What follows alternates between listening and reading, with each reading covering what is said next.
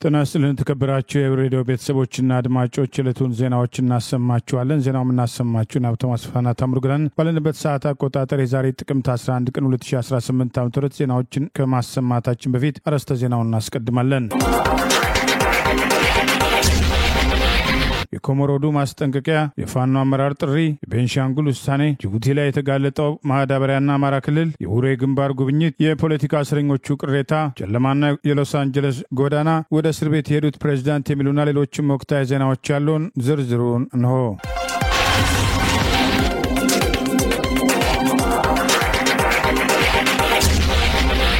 በጭካኔ ጡቷ የተቆረጠውና ቆዳዋ የተገፈፈው የሰማዕቷን አርበኛ በዓለም ዋሴም ቤተሰቦች አገዛዙ ካፈነበት ሳይወድ በግዱ መልቀቅ መቻሉን የአማራ ፋኖ ብሔራዊ ኃይል ምዕራብ አማራ ቀጠና ቴዎድሮስ ዕዝ የህዝብ ግንኙነት አስታወቀ። በአማራ ህዝብ ላይ ጦርነት የከፈተው አገዛዝ ጥቅምት 2 ቀን 2018 ዓ.ም ማንኩሳ ላይ ከአገዛዙ ወታደሮች ጋር በነበረው ውጊያ ቆስላ የተማረከችውና በጭካኔ ጡቷን ቆርጠው ቆዳዋን ገፈው በአሰቃቂ ሁኔታ ህይወቷን እንዲያልፍ ያደረጉ የሰማዕቷ አርበኛ በዓለም ዋሴን ቤተሰቦች አገዛዙ ዛሬ ማለዳ አፍኗቸው የነበረ ቢሆንም ተመሳሳይ እርምጃ ለመውሰድ ፋኖ እየተዘጋጀ ባለበት ሳይወድ በግዱ መልቀቁን የአማራ ፋኖ ብሔራዊ ኃይል ምዕራብ አማራ ቀጠና ቴዎድሮስ ዕዝ ህዝብ ግንኙነት ዛሬ ጥቅምት 11 ቀን 2018 ማምሻውን ባወጣው መረጃ አስታውቋል። ጡቷን ቆርጠው ሰውነቷን ተልትለው የገደሏት የበዓለምን ቤተሰቦች ዛሬ ሌሊት አፍነው መውሰዳቸውን ጠዋት ይፋ ማድረጉን ያስታወሰው ህዝብ ግንኙነቱ ፋኖ አጸፋዊ እርምጃ ለመውሰድ በሰፊው መዘጋጀቱ አስፈርቷቸው ከመሸል ለቀዋቸዋል ሲል አስታውቋል። የሰማዕቷን አርበኛ በዓለም ቤተሰቦች ከወሰዱ በኋላ ልጃችንን የገደላት ፋኖ ነው በሉና ብዙ ብር እንስጣችሁ እንደተባሉ የጠቀሰው መረጃ ይህማ የልጄን ስጋ መብላት ነው በማለት አባቷ መመለሳቸውን መከላከያ ጡት አይቆርጥም ብለህ ተናገር፣ ፋኖ ሌባ ነው በል እያሉ የሚፈልጉትን እንድናገር በጥፊ እየመቱ ጠየቁኝ። አሁን የማትናገር ከሆነ ማታ በግድ ትናገራለህ ሲሉኝ ቆይተው ድንገት ፋኖ ሊወጋን እየመጣ ነው ቶሎ ይለቀቁ ብለው ለቀቁኝ ሲሉ የሰማዕቷ አርበኛ በዓለም አባት አቶ ዋሴ መናገራቸውን ህዝብ ግንኙነቱ አስታውቋል። ጡት መቅረጡና የሰው አካል መተልተሉ በህዝብ ዘንድ እንዳስወገዛቸውና የህዝብ ቁጣ እየቀሰቀሰ መሆኑን የገባቸው የአረመኔው ሰራዊት በማስገደድ የተሳሳተ መረጃ ለመቀበል ሀዘንተኛ ቤተሰቦችን በጥፊ መምታትና እስከ መጋበዝ ያደረሳቸውን እርምጃ ያወገዘው መረጃ በዚህ የተበሳጨው ፋኖ ወደ ፍኖተ ሰላምና ቡሬ እንቅስቃሴ ማድረጉን የተረዳው አረመኔ ሰራዊት በማታ ሊፈጽሙ የነበረውን ድርጊት በመተው ሊለቃቸው መገደዱን አስታውቋል። አሁን በሰላም በቤታቸው እንደሚገኙም ገልጿል። ይህ በእንዲህ እንዳለ የአማራ ፋኖ ብሔራዊ ኃይል ቴዎድሮስ ዕዝ አንደኛ ክፍለ ጦር የሰማዕቷ አርበኛ በዓለም ወላጅ አባት አቶ ዋሴ ከስርዓተ ቀብሩ በኋላ ወገባቸውን በገመድ እንደታጠቁ በልጃቸው መስዋዕት ሌሎች ፋኖች አዝነው ትግላቸውን እንዳያቆሙ እሳቸውም ጭምር ትግሉን እንደሚቀላቀሉ ጥሪ ማድረጋቸው ሰፊ መወያ በሆነበት ወቅት ዛሬ ማለዳ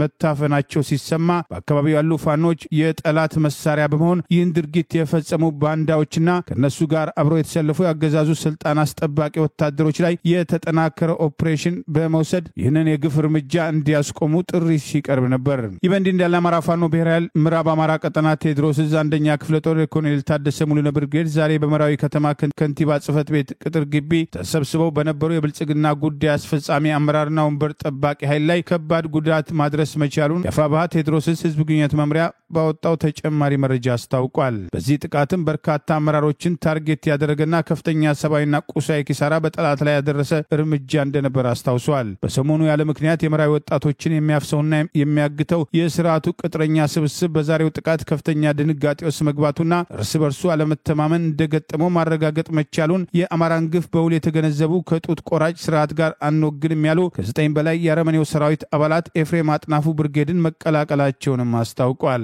እና ልጄን እኔ ሳሳድጋት መጀመሪያን በትምህርት ቤት ነው ወይቼ ህፃናት ትምህርት ቤት ገባች። ከዚያ ልክ 16 ዓመት እንደሆናት ትግል መታገልኝ ለምን አማራ ይበደላል አለችና ወደ አማራ ስትገባ እኔም አይ ጥሩ ነው በቃ አማራ መጨቆን የለበትም አማራ መበደል የለበትም ግቢ አልኳትኝ።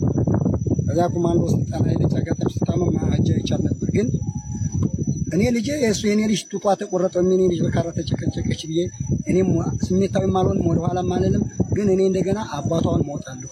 አሁን እንደገና እኔ ራሴ አባቷ መሳሪያ ባይኖረኝ ኩላ ብቻ የሱ አሁን ነገ ጀምሬ የምከተል። ስለዚህ አሁን ቢሆን አማራ ፋኖ ለምን እቺ ልጅ ስለሞተች ወደ ኋላ መሰቃቅሰው መውጣት ነው። አሁን ያለበት ሁሉ መውጣት ነው። ነገ ከነገ ወዲያም እጣ ፈንታ ይደርሰናል። እንደዚህ ህፃኖች ይታረዳሉ፣ ጉብሎች ይታረዳሉ። ስጋዋን ደም አሁን የእሷን እቺን ዳይማሪሽ ስጋ በልቶ እንደሆነ ነገም የኛን ስጋ እየመጣ ስለይበላል አማራ የሆነ አሁን ሁሉ እንዲወጣ ነው መልክት ማስተላለፍ።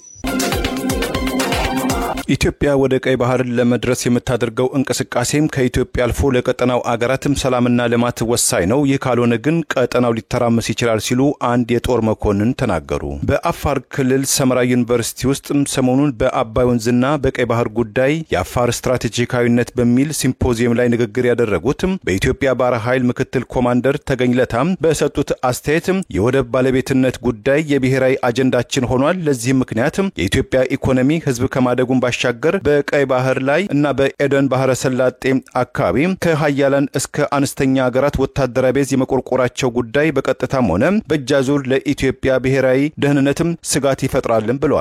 ኮማንደር ተገኝ በስተመጨረሻም አስተያየታቸው ኢትዮጵያ ለወደብ ተደራሽነትም ካልሆነች የኢኮኖሚና የፖለቲካም አለመረጋጋት ይፈጠራል፣ ይህም ዳፋው ለምስራቅ አፍሪካ ይተርፋል በማለትም አስጠንቅቀዋል። የኢትዮጵያ ፕሬዝዳንት ታዬ አጽቀሥላሴ በቅርቡ ለተወካዮች ምክር ቤት አባላት የሥራ ዘመን መክፈቻ ንግግር ባደረጉበት ወቅት የኢትዮጵያ ህልውና ከአባይ ወንዝና ከቀይ ባህር ጋር የተቆራኘ ነው ማለታቸውን ተከትሎ የኤርትራው የማስታወቂያ ሚኒስትር አቶ የማነ ገብረመስቀል በማህበራዊ ትስስር ትዊተር ገጻቸው ይህ አባባል ጊዜው ያለፈበት የብልጽግና ፓርቲ ሰዎችም ትርክት በሰበብ በአስባብ የዓለም አቀፍ ህግጋትን በመጣስ በኤርትራ ላይ ወረራ ለማካሄድ የተወጠነ እንቅስቃሴ ነው በማለትም ማጣጣላቸው ይታወሳል። የአማራ ህዝብ በወለጋና በሌሎችም ቦታዎች ላይ ጭፍጨፋ ሲፈጽምበት የነበረው አገዛዝ ዛሬም ቤቱ ድረስ መምጣቱን በንስት አርበኞች ላይ የተፈጸመውን አሰቃቂ ጥቃት መሰረት አድርጎ ለትግል እንዲነሳ በትግል መስመር ያሉ ፋኖችን በተቀናጀና በተናበበ መንገድ በጥላት ላይ ለሚወሰደው ጥቃት ራሳቸውን እንዲያዘጋጁ የቆረጡ የጤና ባለሙያዎች፣ ምሁራን፣ የዲያስፖራ አባላት ጭምር ትግሉን እንዲቀላቀሉ ጥሪ ቀረበ። የአማራ ፋኖ ብሔራዊ ኃይል ማዕከላዊ ኮማንድ አባልና የምስራቅ አማራ ቀጠና ምኒልክ ዋና መሪ አርበኛ ዋርካው ምሬ ወዳጆ ዛሬ ጥቅምት 11 ቀን 2018 ዓ.ም በወቅታዊ ጉዳይ ባደረገው ሁሉን አቀፍ ጥሪ ሰሞኑን በእንስት አርበኞች ላይ በነ አርበኛ ባለሟሴና በአርበኛ ትግስትን ጨምሮ በጎንደር በእንስቶቹ ላይ የተፈጸመውን የአገዛዙ ስልጣን አስጠባቂ ወራሪ ሰራዊት የግፍ እርምጃ አውግዞ ትላንት በወለጋ በአማራ ህዝብ ላይ ሲፈጸም የነበረው አሰቃቂ ጥቃት የአማራ ህዝብ ዛሬ ደጁ ድረስ እንደመጣ ሊገነዘብ እንደሚገባ አስታውቆ ጥሪ አቅርበዋል። እኛ የምንታገለው ያለነው ኢትዮጵያዊ አገር ወዳድ ኢትዮጵያዊና የአማራ ተወላጆች አማራን አልመታም ያለ መከላከያ በአፋር ክልል በረሃ እየተጠበሰ በኡጋዴን በጅጅጋ በረሃ እየተጣበሰ በኦሮሚያ መሬት ተቀብሮ በየማንኛው እስር ቤት እንዲያሲል ተገሎ በብዙ መንገድ ነው አማራ እየተጨረሰ ያለው። ልንገርህ ካሁን በፊት ታስታውሱ ከሆነ 120 ሞርተር የማረክናቸው ጊዜ የመጀመሪያው ትግል ሲጀመር ትግል አበላሽታችኋን ተብለው የተገደሉ የአማራ ተወላጆች በርካታ ናቸው። ትግል አበላሽታችኋን የተባሉ የኦሮሞ ተወላጆችም በዚህ ተመሳሳይ ተረሽነዋል። አማራ የሚረሸንበት መንገድ ልንገርህ። አይኑሃው ያላማረው አንተ በቃ የጥንፈኛው ተባባሪ ነህ ፋኖ ነህ ተብሎ ይረሸናል። ትግል አበላሽታህን ተብሎ ይረሸናል። እኛ ጋር በትግል ወደፊት አጋፍተው ይረሽኑታል። እስር ቤት ወስደው ያንኮላሹታል። ለጥንፈኛው ታግዛለህ ተብሎ ያንኮላሹታል። በብዙ መንገድ ነው የሚገደለው። ሌላ አማራውን የፋኖ ተላላኪ ነህ ተብሎ ይገደላል። እኛ ለምሳሌ ሰሞኑን በታገልንበት በተቆጣጣርናቸው ቦታ ልጆቻቸው ወንድሞቻቸው ባሎቻቸው ተገለው የተቀበሩበትን ቦታ እንኳን ያወቁ አውጥተው ለመቅበር ጨንቋቸው ፈርተው በየካምባቸው አጥር ጎን በየውሃ ትቦ ቀብረውት የነበረውን ያንን እያወጡ ሲቀብሩ የተመለከትንበት ነበር። ለምሳሌ ያህል አስታውስ። የፋኖ ታጋዮች ለተባበረ ትግል እንዲዘጋጁ ጥሪ ያቀርበው ምሬ ወዳጆ ለዚህም ትንሾች ናቸው። 10ም 20ም 30ም 100ም ሊሆኑ ይችላሉ። የአማራን ህዝብ ወኪልነን ብለው የሚያስጨርሱት የሚያስጨፈጭፉት እነዚህ ናቸው። ለነዚህ ተባባሪ ሆነ የምትወጋና አቁምልን ባክ። አንተን ይዘን ብንገለው ምናገኘው ነገር የለም። ዘር ማሳሳት ትውልድን ማጥፋት ካልሆነ በቀር ሄደህየው ሙጃ ላይ የማረክነው ከ70 ከ80 በላይ አለ። ያን እናጥፈው እንዴት አርገን እናጥፈው? እንዳጠቃላይ አማራ ክልል ወሎ መሬት ላይ የማረክነው በርካታ ሚኒሻ ኃይል አለን። እንዴት አድርገን ያንን ወንድማችን ታላቅ ወንድማችን እኮ ነው ታላቅ ወንድማችንን እንዴት አድርገን እናጥፋ? ለዚህም ያላችሁ ወገኖች በድህነት ማንነት ችግሯቸው አንዳንዶቹ የገቡት ለቤታቸው ሊመሩ አላያም ፖለቲካው ሳይገባቸው ሊሆን ይችላል። ይሄን ባካችሁ አድርሱልን። በቃ ራሱን የቻለ አጀንዳ ይዞ የመጣ ትውልድን ዘርን ሊያጠፋ የመጣ ኃይል አለ። ያን ኃይል ጋር እንድንታገል በዚህ አጋጣሚ መልእክታችንን ማስተላለፍ እፈልጋለሁ። ከዚህ በመቀጠል የአማራ ፋኖ ብሔራዊ ኃይል አፋባሃ በአራቱም ማዕዘን ያለህ ጓዶች ለማይቀርልህ መታረድ ለማይቀርልህ ብልት መቆረጥ ይሄ ዝም ብለህ በየጉራንጉሩ 10ም 20ም 30ም ይሆንክ አትሙት በሻለቃም ይሆንክ ይሄድክ አትሙት። እንግዲህ ድቅቅ ካደረክ እንደ ነብር ነው። እንደ ነብርን ክት አድርገህ ስትመታው ባንድ ምት ብቻ ይሄን ኃይል ማንበርከክ እንደሚቻል በተደጋጋሚ አይተነዋል። ራስህን አዘጋጅ። ሎጂስቲክ የለኝም ተተኳሽ የለኝም ጅኒጃን ካይሰራም ባንድ ጥይት አንዷን ጥይት ከገደልክበት 300 400 ጥይት ታቀፎ የሚመጣልህን ታገኘዋለህ። ያ 300 400 ተሸክሞ 1000 ፍሬ ተሸክሞ የመጣውን ደፍተህ ስትረከበው አንድ ጓድ ታስታጥቅበታለህ። ጠላትህን በጠላቱ ንብረት ነው የምትወጋው። ለቆረጡ የጤና ባለሙያዎች ምሁራን ዲያስፖራ አባላትና ፖለቲከኞችም መሬት ላይ ወርደው ትግሉን እንዲደግፉና እንዲያግዙ ጥሪ አቅርበዋል። የትግል ደጋፊዎቻችን ምሁራኖቻችን በአገር ውስጥም በአገር ውጭም ያላችሁ ዲያስፖራውም ከዚህ በኋላ የፋኖን ስብህና የምትገመግሙን እንግዲህ እስከዛሬ ድረስ ጥሪም ያላደረግነው በእግራችን መርገጥ እስከምንፈልግ ድረስ ነው። ስለዚህ ማንኛውም ከዚህ በኋላ ማንኛውም ኃይል ቢመጣ ግፍ የተገፋ ኃይል መጥቶ ትግሉን ለሚቀላቀል ታዛችን የሚያስጠልል መሆኑን ቃል እንገባላችኋለን። ስለዚህ ፖለቲከኛዎችም ምሁራኖችም በዳር ሆናችሁ ከምትተቹን እኛ ታጋዮች ነን። መጥታችሁ ህዝባችሁን በፖለቲካ መምራት፣ ሰራዊታችሁን በፖለቲካ መገንባት፣ ሰልጣኞቻችሁን በፖለቲካ እየገነባ ማሰልጣን ማንኛውንም ነገር ለማድረግ በዚህ አጋጣሚ ጥሪያችንን እናስተላልፋለን። ዶክተሮች እስከዛሬ ምንም ቢሆን ደም እየፈሰሰው ቢቆስልም ቢሰዋም ምንም ቢልም ሁሉንም ጥርሳችንን ነክሰን ይዘን ወጥተናል። ከዚህ በኋላ የቤንሻንጉል ጉሙዝ ክልል መንግስት ከዘንድሮ ዓመት ማለትም ከ2018 ዓ.ም ጀምሮ የክልሉ የትምህርት ቋንቋ አማርኛ እንዲሆንና 7 የአፍ መፍቻ ቋንቋዎችም እንደ አንድ የትምህርት አይነትም እየተሰጡ እንዲቀጥሉ ወሰነ። ጊዜያዊ ነው የተባለው ይህ አሰራር በዚህ ዓመት በቅድመ መደበኛ ወይም በእንግሊዝኛው ኬጂ እና በአንደኛ ክፍል ተማሪዎች ላይ የሚተገበር ሲሆን በየዓመቱ ወደ ሌሎች የክፍል ደረጃዎችም እያደገ እንደሚሄድ የክልሉ ትምህርት ቢሮም አስታውቋል። የተለያዩ ብሔር ብሔረሰቦች መኖሪያ የሆነው የቤንሻንጉል ጉሙዝ ክልል በክልሉ በሚኖሩ አፍ መፍቻዎች ቋንቋም ትምህርት መስጠት የጀመረው በ2001 ዓመተ ምህረት እንደሆነም ታውቋል። የመማሪያ ማስተማሪያም ቋንቋ ሆነው ከሚያገለግሉት አፍ መፍቻዎች መካከል ቤንሻንጉልኛም፣ ጉሙዝኛም፣ ሽናሽኛና ማኦኛ የሚገኙበት ሲሆን ኮሞኛም፣ ጋሞኛም፣ ኦሮምኛና አማርኛ ትምህርትም ይሰጥባቸው ከነበሩ የአፍ መፍቻ ቋንቋዎች መካከል መሆናቸውም ተገልጿል። በክልሉ የሚገኙ ተማሪዎችም ከአንደኛ ክፍል ጀምሮ ሂሳብና ሳይንስ ትምህርት አይነቶችን በእነዚህ ቋንቋዎች የሚማሩ ሲሆን 7ኛ ክፍል ላይ የመማር ማስተማሪያ ቋንቋቸው እንግሊዝኛ ይሆናልም ተብሏል። የቤንሻንጉል ጉሙዝ ክልል ትምህርት ቢሮ በክልሉ ላሉ የወረዳ ልዩ ወረዳ ከተማ አስተዳደር መዋቅሮችን በጻፈው ደብዳቤ ከዘንድሮ የ2018 ዓ.ም ትምህርት አንስቶ ይህ አሰራር መቀየሩን አስታውቋል። የቢሮ ኃላፊው ዶክተር ተመስገን ዲሳሳም ውሳኔው መተላለፉን ለመገናኛ ብዙሃን አረጋግጠዋል። በቢሮው ኃላፊው የተጻፈው ደብዳቤ እንደሚያስረዳው ላለፉት 17 ዓመታት ተግባራዊ ሲሆን የቆየው የአሰራር ተቀይሮ የቤንሻንጉል ጉሙዝ ክልል መንግስትም ካቢኔ ባለፈው ወር መስከረም 2018 ዓ.ም ያሳለፈውን ውሳኔ ተከትሎ መሆኑን አስታውሰዋል። ከሁለት ሳምንት በፊት በመስከረም 21 ለክልሉ ትምህርት ቢሮ የደረሰው የካቢኔ ውሳኔ የተመሰረተው በ2017 ዓ.ም በተደረገ ጥናት ላይ ተመርኩዞ እንደሆነም ታውቋል። ደብዳቤው የአፍ መፍቻ ቋንቋዎቹ በመማሪያ ማስተማሪያነትም ጥቅም ላይ በሚውሉበት ጊዜ የሚፈለገውን ውጤት ማምጣትም እንዳልተቻለም ገልጿል። ለዚህም በዋነኛነት ችግር ከተገለጹት መካከል የመምህራን ቁጥርና ብቃትም ከግብአትና ከሌሎችም ችግሮች ጋር በተያያዘ እንደሆነም ተገልጿል። ይህንን ሐሳብ የሚያጠናክሩት የትምህርት ቢሮ ኃላፊው ዶክተር ተመስገን በቂ መምህራን ባለመኖራቸው እንደውም ያሉት መምህራን አሉ ማለትም እንደማይቻልና ያሉትም ላይ የአቅም ማነስም አለም ሲሉ ችግሩን መወሳሰቡን አስረድተዋል። ህፃናት በራሳቸው ቋንቋ በሚማሩበት ጊዜ አካባቢውን በአግባቡ ይረዳሉ፣ የትምህርት ይዘቱንም ይረዳሉ ተብሎ እንደሚታሰብ የገለጹትም ዶክተር ተመስገን ይህ ሊሆን የሚችለው ግን ሊያስተምር የሚችል በራሱ ብቁ የሆነ መምህር ሲኖር ብቻ ነው ብለዋል። ቋንቋዎችን እንደ አንድ ትምህርት አይነት ለመስጠት የሚሆን የመምህር እጥረት አለመኖሩን የሚናገሩት ኃላፊው ሂሳብና ሌሎችም የሳይንስ ትምህርቶችን በአፍ መፍቻ ለማስተማር ለማስተማር የተመረቀ መምህር ግን አለመገኘቱንም ገልጸዋል። አገዛዙ ረሃብን የጦር መሳሪያ ለማድረግ ከወዲሁ እየሰራ መሆኑ ተገለጸ።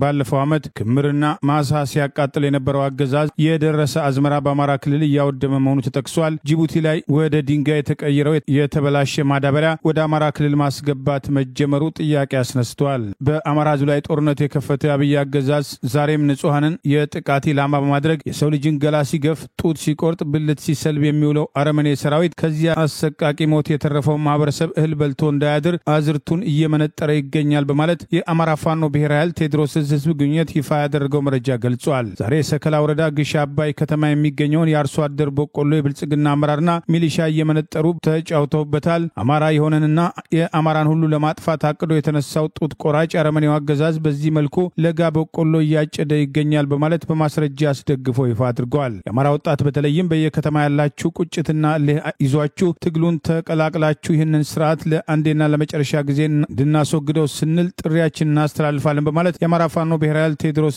ህዝብ ግንኙነት መምሪያ ዛሬ ጥቅምት 11 ቀን 2018 ይፋ ባደረገው በዚሁ መረጃ አስታውቋል። አገዛዙ ባለፈው ዓመት በአማራ ህዝብ ላይ የከፈተውን ጦርነት ተከትሎ የአገዛዙ ስልጣን አስጠባቂ ወታደሮች ሰላማዊ ሰዎች ላይ ከሚፈጽሙት ጥቃት ድሮንና በከባድ መሳሪያ ከሚያደርሱት ጉዳት በተጨማሪ ገበሬው አርሶ የከመራቸውን እንዲሁም ማሳ ላይ የደረሱ ሰብሎችን ጭምር በእሳት በማያያዝ ከፍተኛ ጉዳት ማድረሳቸውን ይህም የአማራ ህዝብን ሆን ብሎ ለማስራብ እየተወሰደ ያለ ሌላው የአገዛዙ ህዝብን የማስራብ የጦርነት እቅድ ስልት መሆኑ ተደጋግሞ ሲጠቀስ ቆይቷል። ይህ በእንዲህ እንዳለ በተደጋጋሚ በስፋት የዘገብንበትና በከፍተኛ የሀገር ሀብት በውጭ ምንዛሪ ተገዝቶ በቢሊዮን ዶላር የወጣበት የተበላሸ ማዳበሪያ ጅቡቲ ላይ ከወረደ በኋላ የከባድ መኪና አሽከርካሪዎች ሁኔታውን ማጋለጣቸውን ተከትሎ የአገዛዙ ባለስልጣናት ማዳበሪያውን ከደና ማዳበሪያ ጋር ለመቀላቀል ጥረት እያደረጉ ቢሆንም የማዳበሪያ ስርዓቱን ለማስተካከል እየተሰራ ነው። የማዳበሪያ ቁጥጥር ከግብርና ሚኒስቴር ወደ ጠቅላይ ሚኒስትር ጽህፈት ቤት ተዛውሯል የተባለ ቢሆንም ይሄው የተበላሸ ማዳበሪያ ተፈጭቶ ወደ አማራ ክልል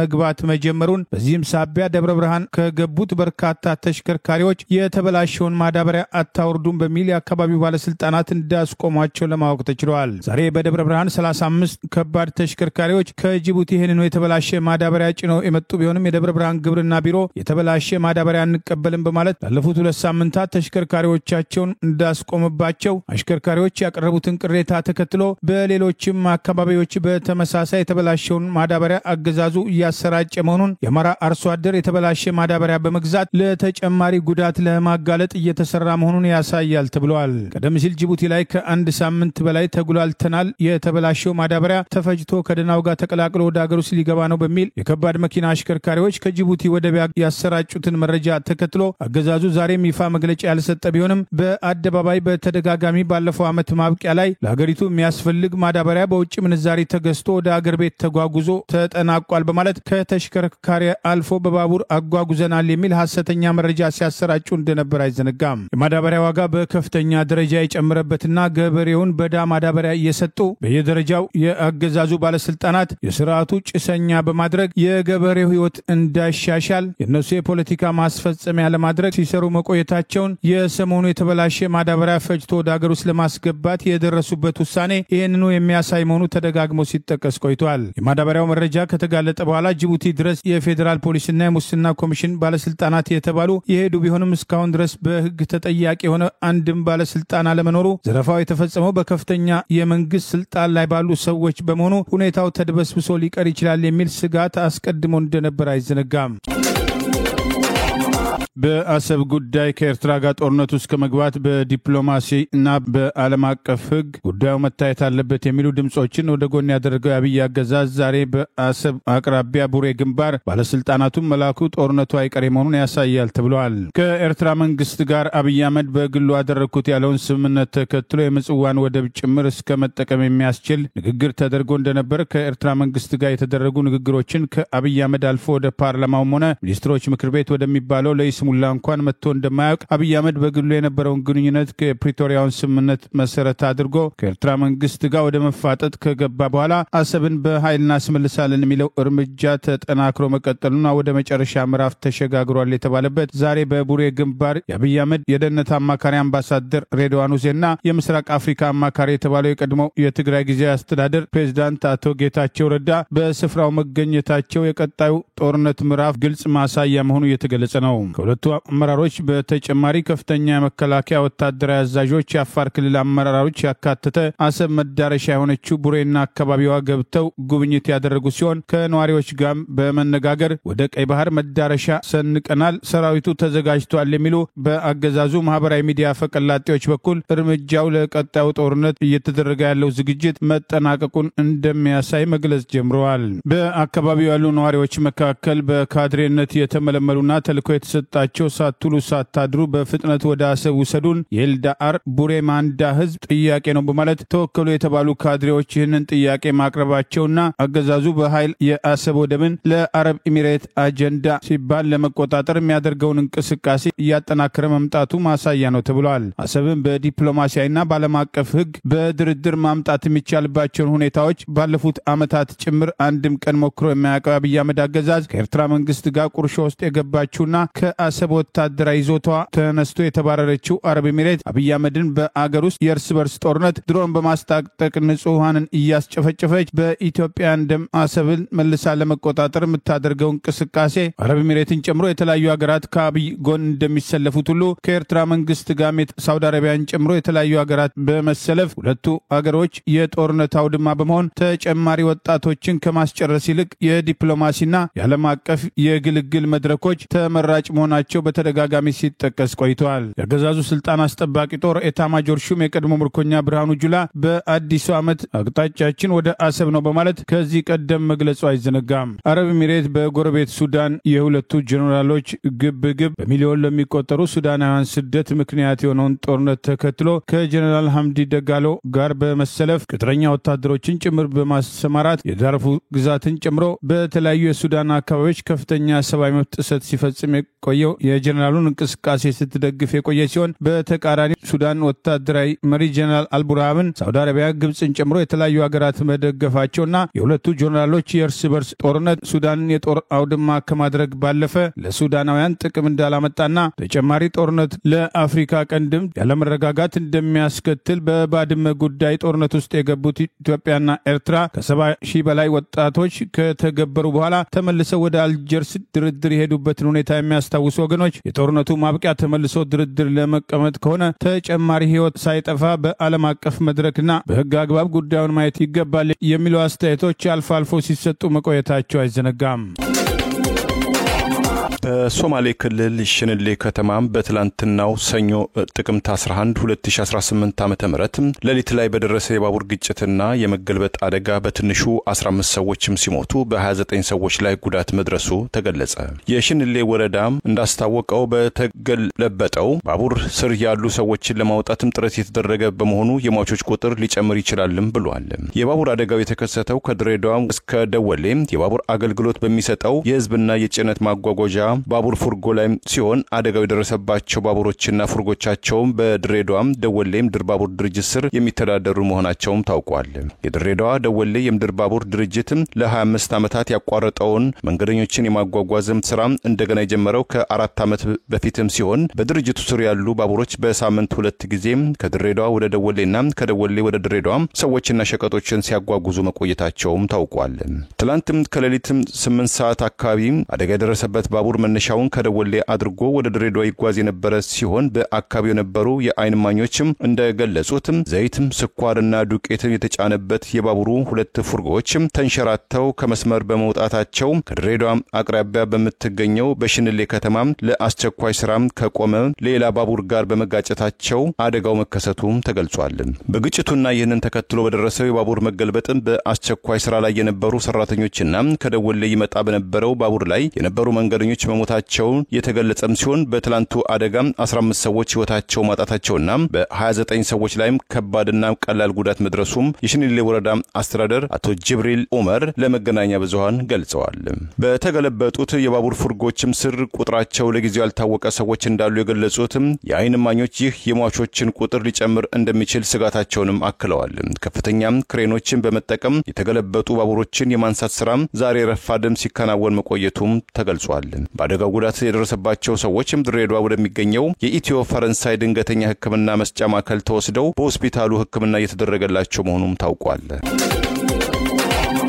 የምክር ቤት አባላቱና አቶ ዮሐንስ ቧያለው ፍርድ ቤት ቀረቡ። ከመጋረጃ በስተጀርባ ሆኖ ይመስክር የተባለው ያገዛዙ ምስክር በስር ፍርድ ቤት በተሰጠው ውሳኔ ቅር መሰኘታቸውን የጠየቁት ይግባኝም ውድቅ መሆኑ ታውቋል። በአማራ ማንነታቸው ሳቢያ ከታሰሩ የህሊናና የፖለቲካ እስረኞች መካከል የሚገኙት የምክር ቤት አባላቱ አቶ ዮሐንስ ቧያለው 15 የህሊናና የፖለቲካ እስረኞች ትላንት ጥቅምት 10 ቀን 2018 ዓ.ም በፌዴራል ከፍተኛ ፍርድ ቤት ቀርበው እንደነበር አውሎክሰን አንድነት በላከው ዘገባ አስታውቋል። በመዝገቡ ከተካተቱና ጉዳያቸው በቅሊንጦ ማረሚያ ቤት ሆኖ ከሚከታተሉት 16 ያገዛዙ የፈጠራ የሽብር ወንጀል ተከሳሾች መካከል 16ኛው አማራ መለሰ የተባለ ተከሳሽ በእስርና በምርመራ ወቅት በደረሰበት እንግልት ታሞ በሕክምና ላይ በመሆኑ በችሎት አለመገኘቱንም ጠቅሷል። ባለፈው ዓመት መጨረሻ መዝገቡ የተቀጠረው ከመጋረጃ በስተጀርባ ሆኖ እንዲመሰክር በሚል በፌዴራል ከፍተኛ ፍርድ ቤት ልደታ ምድብ ችሎት በተሰጠው ውሳኔ ላይ ቅር በመሰኘት በተከሳሽ ጠበቆች በኩል ጠቅላይ ፍርድ ቤት የተጠየቀው የይግባኝ ክርክር ውጤት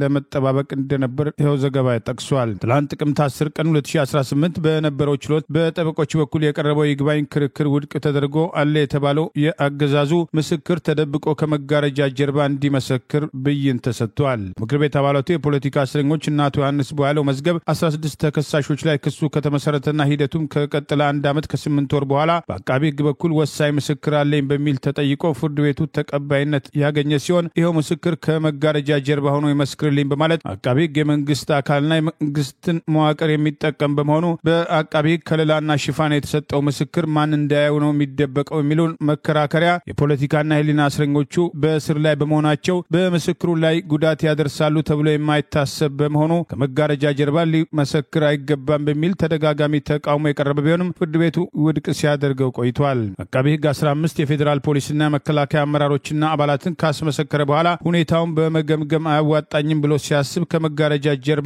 መስክርልኝ ያለውን ምስክር በጠቅላይ ፍርድ ቤቱ ብይን በቀጣይ ያስመሰክራል ተብሎ እንደሚጠበቅ ታውቋል። በመንግስት ቁጥጥር ስር ያለ ምስክር ከደህንነት አኳያ ከመጋረጃ ጀርባ ይመስክር ተብሎ መጠየቁ ስርዓቱ ያቀረበውን የፈጠራ ክስ ተከትሎ በቂ ማስረጃ ባለመቅረቡ የወሰደው እርምጃ አካል መሆኑ ተደጋግሞ ሲጠቀስ ቆይቷል። በተከሳሽ ጠበቆች በኩል እስከ መጨረሻው ሰበር ችሎት ድረስ በይግባኝ ሄዱ ቢሆንም የፖለቲካ ውሳኔ የተጫነው የፍርድ ስርዓት ሕግን ሽፋ በማድረግ የበቀል እርምጃና ውሳኔ መስጠቱ ከመጋረጃ ጀርባ አንድም ማስረጃ ባልቀረበላቸው የግፍ እስረኞች ላይ እንዲመሰክር የሰጠው ውሳኔ የሕግ ስርዓት የሚባለው አብይ አህመድ ጫማ ስር መሆኑ በግልጽ ማሳያ መሆኑን አንዳንዶች ከብይኑ በኋላ በቅሬታ አንስተዋል። በዚሁ ችሎት ላይ ጠበቆችና ተከሳሾች በቅሊንጦ ማረሚያ ቤት ኃላፊ በምክትል ኮሚሽነር ጣሰውና በዋናነት በግቢ ጥበቃና ደህንነት ኃላፊ ዋና ኢንስፔክተር ድሪባ ሰንበቶ ላይ ከሕክምና ፍተሻና ሌሎች ሰብአዊ መብት ጥሰቶች ጨምሮ ላነሷቸው በርካታ ቅሬታዎች ሁለቱ ኃላፊዎች ቀርበው የሰጡትን ምላሽ ለመስማት በሚል ለጥቅምት 18 ቀን 2018 ዓ.ም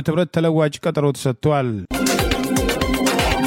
በአምቡላንስ እጦት ሳቢያ ልጃቸውን በሰላም የተገላገሉ እናት ሕይወታቸው ማለፉ አሳዛኝ መሆኑን የኢትዮጵያ ጤና ባለሙያዎች ንቅናቄ እናቶች ሞት ይብቃ በሚል ባቀረበው ጥሪ አስታውቋል። ወይዘሮ ፀሐይነሽ ጨፉፋ ቦትሬ የተባሉት በደቡብ ምዕራብ ኢትዮጵያ ክልል ዳውሮ ዞን ዛባ ጋዞ ወረዳ አሾደለቺ ቀበሌ ነዋሪ ሲሆኑ ባለትዳርና የ3 ልጆች እናት የሆኑት እኚህ ወይዘሮ አራተኛ ልጃቸውን ለመውለድ ወደ ቃራዋ ጤና አጠባበቅ ጣቢያ በማቅናት ልጃቸውን በሰላም የተገላገሉ ቢሆንም እንግዲህ ልጅ ላይ ከፍተኛ ችግር በመፈጠሩ የተነሳ የቃራው ጤና አጠባበቅ ጣቢያ ባለሙያዎች ወደ ታርጫ ጠቅላላ ሆስፒታል በ21 ኪሎ ሜትር ርቀት ለሚገኘው ይህ ቢበዛ 1 ሰዓት ወደሚፈጀው ሆስፒታል ሪፈር የተባሉ ቢሆንም ነገር ግን ሪፈር ከተጻፈላቸው በኋላ ከ5 ሰዓታት በኋላ ቆይታ እንኳን በወረዳው ውስጥ ያለው አምቡላንስ በጊዜ ባለመድረሱና በቂ መንገድ ባለመኖሩ የእናት ህይወት ማለፉን አስታውቋል። የእናቶች ሞት ይብቃ በሚለው በዚሁ መረጃ የዛባ ጋዛ ወረዳ መንግስትና ጤና ጥበቃ ጽህፈት ቤት ለመሰረተ ልማት ምንም አይነት ትኩረት ባለመሰጠቱ ይህ ሊከሰት ችሏል። እኚህ እናት በየትኛውም ስሌት ባለስልጣን ዘመድ ቢኖራቸው ዛሬ በህይወት እንደሚኖሩ ምንም ጥርጥር የለንም። ይህ ልብ ሰባሪ ክስተት የተፈጠረው ጥቅምት 7 ቀን 2018 ዓ.ም መሆኑን አስታውሰው ይሁን እንጂ ተመሳሳይ ክስተት ከዚህ በፊት በወረዳው እየተከሰተ የቆየ ቢሆንም አብዛኛውን ጊዜ በዝምታ እየታለፈ ይገኛል በማለት ጉዳዩ ትኩረት እንዲያገኝ ጥሪ አቅርበዋል። ጉዳዩ መለከታችሁ ከፌዴራል እስከ ቀበሌ ያላችሁ ባለድርሻ አካላት አንድም እናት በወሊድ ምክንያት መሞት የለባትም የሚለው ከቃል በላይ በተግባር ይገለጽ በማለት ጥሪ አቅርበዋል። የኢትዮጵያ ጤና ባለሙያዎች በተደጋጋሚ አገዛዙ ናይጄሪያ ላይ በተደረገ የአፍሪካ ሀገራት በየዓመቱ ቢያንስ 15% ከበጀታቸው ለጤና እንዲመድቡ የሚያስገድደውን ስምምነት ወደ ጎን በማድረግ 3% ለጤናው ዘርፍ የሚመድበው አገዛዝ በርካታ ጤና ኬላዎች፣ ጤና ጣቢያዎችና ሆስፒታሎች በሕክምና ቁሳቁስ በመሰረታዊ መድኃኒቶች እጥረት የተነሳ ለነሱም ሆነ ለህዝቡ በቂ ጤና ለመስጠታቸውን ምክንያት ማድረግ የጤና ባለሙያዎች ከደሞዝ ጭማሪ ጥያቄ በተጨማሪ የጤና ስርዓቱ እንዲሻሻል መጠየቃቸው አይዘነጋም። ይበንዲ እንዳለ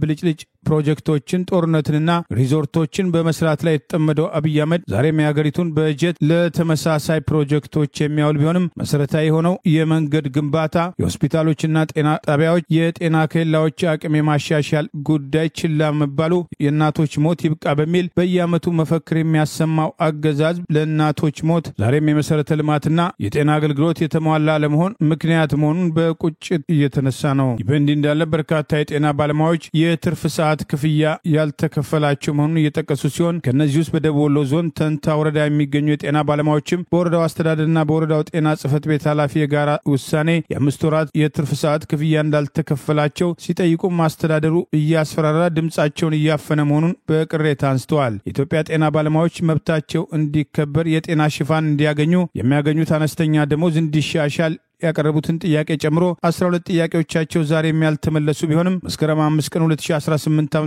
ሊያደርጉት የነበረውን የሥራ ማቆም አድማ በ2 ወራት አራዝመው ህዳር 8 ቀን 2018 ዓ.ም ለማድረግ እየተንቀሳቀሱ ሲሆን ጤና ባለሙያዎችና የጤና ተማሪዎች ሁላችንም ለህዳር 8 እንዘጋጅ፣ በአራቱም ቀለማት የተዘጋጁ ክንድ ላይ የሚታሰሩ ሪባኖችን እናዘጋጅ፣ በየተቋማችሁ ባሉ የጋራ ግሩፖች የተለያዩ አጋጣሚዎች ተወያዩ በማለት ከወዲሁ ለሥራ ማቆም አድማው ዝግጅት እንዲደረግ ጥሪያቸውን እያስተላለፉ ይገኛል። ይህ በእንዲህ እንዳለ በቅርቡ በጋሞ ጎፋ በተመሳሳይ አንድ የአምቡላንስ ሹፌር አንድ ወላድ እናትን ይዞ ወደ ሆስፒታል ሲንቀሳቀስ በጭቃ የተያዘ አምቡላንሱን ለማስለቀቅ ለሰዓታት ያደረገው ግብ እንዳልተሳካና ወላዷን አምቡላንስ ውስጥ እንድትገላገል ቢያደርጉም የህፃኑን ህይወት ማትረፍ አለመቻሉ በከፍተኛ ደረጃ እንዳሳዘነው ይህንኑ ተከትሎ ማህበራዊ ሚዲያ ላይ ሰፊ መነጋገሪያ እንደነበር ጠቅሰን መዘገባችን አይዘነጋም። የመጪው የዓለም እግር ኳስና የኦሎምፒክ ውድድሮችን የምታስተናግደው የአሜሪካዋ ሎስ አንጀለስ ከተማም ወረበላዎች የኤሌክትሪክ ሽቦችን በደቦ በመቁረጥ በድቅድቅ ጨለማ ውስጥ እንድትዳክር እያደረጓት የመሆኑ ወንጀል በርካታዎችን ለስጋትና ለቁጭትም ዳረገ። በኤሌክትሪክ ሽቦ ውስጥ የሚገኘውን መዳብ ወይም ኮፐር ለመዝረፍ በማለትም በየስፍራው የሚርመሰመሱ ወረበላዎች በተደጋጋሚ ጊዜያት በሚያደርሱት የኤሌክትሪክ ሽቦ ዝርፊያም ታዋቂው የሎስ አንጀለስም 6ኛው ጎዳናም ድልድይ ወይም 6 ስትሪት ብሪጅን ጨምሮ የሆሊውድ ጎዳናዎች ምሽት ላይ የውበትና ትኩረት መሳቢያዎቻቸው ቀርቶም ነዋሪዎች በስጋትም የሚያልፉባቸው ሆነዋልም ተብሏል። ሁኔታው ያበሳጫቸው ነዋሪዎችና የከተማዋ ባለስልጣናት የዓለም እግር ኳስና የዓለም ኦሎምፒክ ውድድሮች በተቃረበበት በዚህ ወቅት ይህ አይነቱ መጠነ ሰፊም ስርቆትም እንዲቆም፣ ህገወጦችን በቁጥጥር ስር እንዲውሉ፣ አስተማሪ ቅጣትም እንዲቀበሉ፣ የረጅም ጊዜ መፍትሄም እንዲፈለግም ጥያቄ እያቀረቡ ይገኛል። የከተማዋ የፖሊስ ዲፓርትመንት ኃላፊ ኮማንደር ሊሊያን ጎርዳሌዝም በሰጡትም አስተያየትም ሌቦቹም ከመሬት ስር በተቀበሩ የኤሌክትሪክ ሽቦ መስመሮችን በተደጋጋሚ በሚያደርሱትም የሽቦም ቆረጣ የተነሳም በርካታ የኤሌክትሪክ መስመሮች ባዷቸውን ቀርተዋልን። ይህንንም ስርቆትን ለማስቀረት የፖሊስ አባላትን ቁጥር በመጨመር በጎዳናዎች ላይ ልዩ ጥበቃዎችም ቢደረግም ገንዘብ ወይም ሞትም ያሉ የመዳብ ዘራፊዎች ሙሉ በሙሉ ለመቆጣጠር አለመቻሉን አምነዋል። የሰሞነኛው የመዳብ ኤሌክትሪክም ሽቦችን እየበጣጠሱም ከተማዋን በድቅድቅ ጨለማ ውስጥ የማድረግ ወንጀልን አንድ ነዋሪ በእጅጉ አስቀያሚ አሳፋሪና የግብር ከፋዩን ህዝብ የገንዘብ የባከነበት ወንጀል በማለትም ቅሬታቸውን ሲገልጹ፣ ሌላ ነዋሪ በበኩላቸው የድልድዩ መኖር ለሎስ አንጀለስ ውበትና በተለይ ደግሞ መብራትም ሲተከልበትም ድምቀቱ ትኩረትም ይጨምራልም ብለዋል። በቅርቡ የአደጋ ጊዜ መጥሪያ ወይም በእንግሊዝኛው 911 የስልክ መስመር በአርካዲያ ሎስ አንጀለስ ከተማ ውስጥ ሰርቋል የተባለ አንድ ተጠርጣሪ በፖሊስ ቁጥጥር ስር ሆኖ ቅጣቱን እየጠበቀ መሆኑም ተሰምቷል። የግዛቲቱ አገረ ገዢም ጌቪን ኒውስማን እና የከተማዋ ከንቲባ ካረን ባስን ኤሌክትሪክ ሽቦ ዘራፊዎችን ጨምሮ የብረትም አቅላጮችም ወይም ሪሳይክል ማዕከላት ላይ ጥብቅ ያለ ህግ ቢያወጡም የሌባና ፖሊስም ሩጫው አለመቆም የከተማዋን አብዛኛው ማህበረሰብ ስጋትና ቁጭት ውስጥ ማድረጉን የተለያዩ መገናኛ ብዙሃን ዘግበዋል። ለምርጫ ቀስቀሳም ከቀድሞው የሊቢያው አምባገነኑ መሪ ኮሎኔል ሙአመር ጋዳፊ ገንዘብ ተቀብለዋል በሚል የ5 ዓመት እስራት የተፈረደባቸው የቀድሞው የፈረንሳይ ፕሬዝዳንት ኒኮላስ ሳርኮዚ ዘብጥያም ወረዱ። ሳርኮዚ እስር ቤት የገቡ የመጀመሪያው የቀድሞው የፈረንሳይ ፕሬዝዳንት መሆናቸውም ታውቋል። በሁለተኛው የዓለም ጦርነት የጀርመኑ የናዚ ፓርቲን ተባባሪ መሪ የነበሩት ፔቴን በአገር ክህደት ወንጀል በፈረንጆቹ 1945 ታስረው የነበረ ሲሆን ከዚያን ጊዜ በኋላ ግን እስር ቤት የገባም የፈረንሳይ የቀድሞ መሪ አለመኖሩም ታውቋል። ሳርኮዚ በፈረንጆቹ በ2007 ለፕሬዝዳንታዊ ምርጫም ዘመቻ ከቀድሞው የሊቢያው አምባገነን መሪ ጋዳፊ ገንዘብ ተቀብለዋል በሚል የቀረበባቸውን ክስ ፖለቲካዊ ነው በማለትም ሲከራከሩ መቆየታቸው ይታወሳል። ሆኖም ግን የአገሪቱ ከፍተኛ ፍርድ ቤትም የቀድሞው ፕሬዝዳንት የሳርኮዚ የቅርብ ረዳቶች የሆኑት ብራስም ሆርትፌክስና ክላውድም ጎዌን የሊቢያው ባለስልጣናትን በማነጋገር ለምርጫ ዘመቻቸው የገንዘብ ድጋፍም እንዲጠይቁ ፈቅደዋል በሚል እስር ቤትም እንዲገቡ ብይን ተላልፎባቸዋል። ሁለቱም ግለሰቦች በ2005 የፈረንሳይና ሊቢያም ዜግነት ባለው ዚያድም ታይዴኪን በተባለ ግለሰብ አማካኝነት በዘጋጀም ስብሰባ ላይ ከጋዳፊ የደህንነት ኃላፊና አማች ጋር ንግግር ነበራቸውም ተብለዋል። ታይኬድን ሳርኮዚ ላይ ፍርዱ ከመተላለፉም አስቀድሞ ህይወታቸው ያለፈም ሲሆን ፈረንሳይን ከፈረንጆቹ 2007 እስከ 2012 ድረስ የመሩትም ፕሬዝዳንት ሳርኮዚ ባለ ሳንቴም እስር ቤትን ለ5 ዓመታት እንዲያሳልፉ የተፈረደባቸው ሲሆን ይግባኝም ጠይቀዋል። የቀድሞው ፈረንሳይ ፕሬዝዳንት ሳርኮዚ ከወንጀሉ ንጹህ እንደሆኑ ቢገልጹም ባሉት ማስረጃዎች አሳሳቢነት ምክንያት ወደ እስር ቤት እንዲወርዱም ተፈይኖባቸዋል። ሳርኮዚ ፓሪስም 16ኛው ዲስትሪክት ከሚገኘው መኖሪያ ቤታቸው ከባለቤታቸው ካሮላይን ብሬን ሳርኮዚ ጋር እጅ ለእጅ ተያይዘው ሲወጡ ከ100 በላይ የሚቆጠሩ ሰዎችም ስማቸውን ሲጠሯቸውም ተስተውሏል። የ8 ዓመቱ ልጃቸው ሉዊም ደጋፊዎቻቸውም ድጋፋቸውን እንዲያሳዩአቸው የጠየቀም ሲሆን ሌላኛው ልጃቸው ፔሪ በበኩሉ የፍቅር መልእክትም እንዲያስተላልፉላቸውም ተማጽኗል። የ70 ዓመቱ የቀድሞ ፕሬዝዳንት ኒኮላስ ሳርኮዚ በሴን ወንዝ ደቡባዊ አቅጣጫ ሞንቴፓረስ ዲስትሪክት ወደሚገኘው እስር ቤት ሲወሰዱ መንገዶች በበርካታ ፖሊሶችም ተከበው እንደነበረ የአገሪቱ መገናኛ ብዙሃን ገልጸዋል። የቀድሞ ፕሬዝዳንት ሳርኮዚ በመጨረሻ ባስተላለፉት መልእክታቸው ምንም ጥርጥር የለኝም እውነት ያሸንፋል፣ በማይናወጥ ጥንካሬ ለፈረንሳይ ህዝብ የምናገረው በዚህ ጠዋት እስር ቤት ውስጥ ያጎሩትም የቀድሞ ፕሬዝዳንት እኔን አይደለም ንጹህ ሰው እንጂ ለእኔ አትዘኑ፣ ምክንያቱም ባለቤቴና ልጆቼም ከጎኔ ናቸው። ሆኖም ዛሬ ጠዋትም ለበቀል ሲባል ፈረንሳይ ስትዋረድ ሳይ መሪር ሐዘን ወድቆብኛል ሲሉም አስተያየታቸውን ሰንዝረዋል። ለሳርኮዚ መታሰር ምንም በቂ ምክንያት የለም ያሉትም ጠበቃቸው ኤንግሪን ሳርኮዚ ለ3 ሳምንታት አሊያም ለወር ያህል እስር ቤት ሊቆዩ እንደሚችሉም ተናግረዋል። ለዛሬ ያሉን ዜናዎች እነዚህ ናቸው። ዜናውን ስታደምጡ ለቆያችሁ የህብር ሬዲዮ ቤተሰቦችና አድማጮች ምስጋናችን ድረሳችሁ። የህብር ሬዲዮ ኦፊሻል ዩቲዩብ ቻናላችንን ሰብስክራይብ ያላደረጋችሁ ሰብስክራይብ በማድረግ በተጨማሪም የደውል ምልክቱን በመጫን የህብር ሬዲዮ ቤተሰብ እንድትቀላቀሉ በአክብሮት እንጋብዛለን። በመደበኛው ቻናላችን ፕሮግራሞቻችንን ባላጋራንበት ወቅት ህብር ሬዲዮ ሶሻል የሚለውን ገጻችንን ያልተወዳጃችሁ እንድትወዳጁና ሰብስክራይብ እንድታደርጉ የደውል ምልክቱን በመጫን የህብር ሬዲዮ ቤተሰብ እንድትቀላቀሉ በአክብሮት እንጋብዛለን። እንደወትሮ ሁሉ የህብር ሬዲዮ ቤተሰቦች ፕሮግራሞቻችንን ላይክ በማድረግ ሼር በማድረግ አስተያየቶቻችሁን በመስጠት አብሮነታችሁን እንድትገልጹ በአክብሮት እንጠይቃለን። በድጋሚ እናመሰግናለን። ጤና ይስጥልን። ቸር እንቆይ።